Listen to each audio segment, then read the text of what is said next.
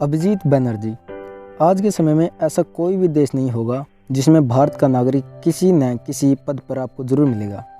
आज ऐसे ही महान व्यक्ति की हम बात करने वाले हैं जो भारतीय अमेरिकी अर्थशास्त्र नोबेल पुरस्कार श्री अभिजीत बनर्जी। अभिजीत विनायक बनर्जी एक भारतीय अमेरिकी अर्थशास्त्र हैं। पहले तो मैं आपको बता दूं अर्थशास्त्र क्या है। अर्थशास्त्र को इंग्लिश में इकोनॉमिक्स कहते हैं।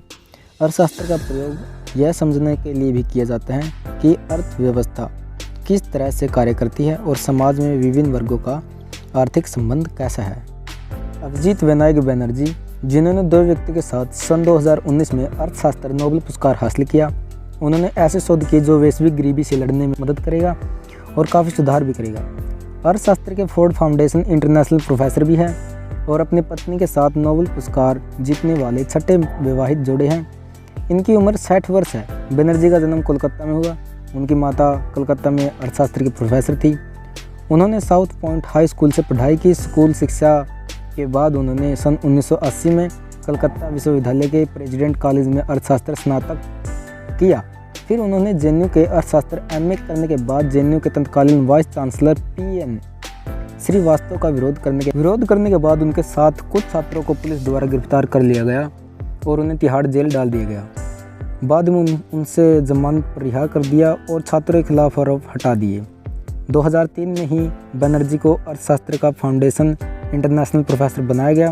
उन्हें 2004 में अमेरिकी academy of arts and sciences का पार्टनर बना दिया गया। उन्हें अर्थशास्त्र के सामाजिक विज्ञान श्रेणी में इन्फोसिस पुरस्कार 2009 से भी सम्मानित किया गया। वह सामाजिक विज्ञान अर्थशास्त्र की श्रेणी में इन्फोसिस पुरस्कार के पहले प्राप्तकर्ता भी थे। अभिजीत बनर्जी समय समय पर मोदी सरकार की नीतियों की खूब आलोचना कर चुके हैं। इसके साथ ही वे विपक्ष कांग्रेस पार्टी का मुख्य चुनावी अभियान न्याय योजना का खाका भी तैयार कर चुके हैं। प्रधानमंत्री मोदी ने भी उन्हें पुरस्कार जीतने पर बधाई दी है। मोदी सरकार के सबसे बड़े आर्थिक फैसले नोटबंदी के ठीक 50 दिन बाद अभिजीत बनर्जी ने एक न्यूज़ में कहा था, मैं इस फैसले के पीछे के लॉजिक को नहीं समझ पाया हूँ। जैसे कि 2000 रुपये का नोट क्यों जारी किया गया। मेरे ख्याल से इस फैसले के चलते जितना संकट बताया जा रहा है, यह संकट कहीं ज़्यादा बढ़ जाएगा।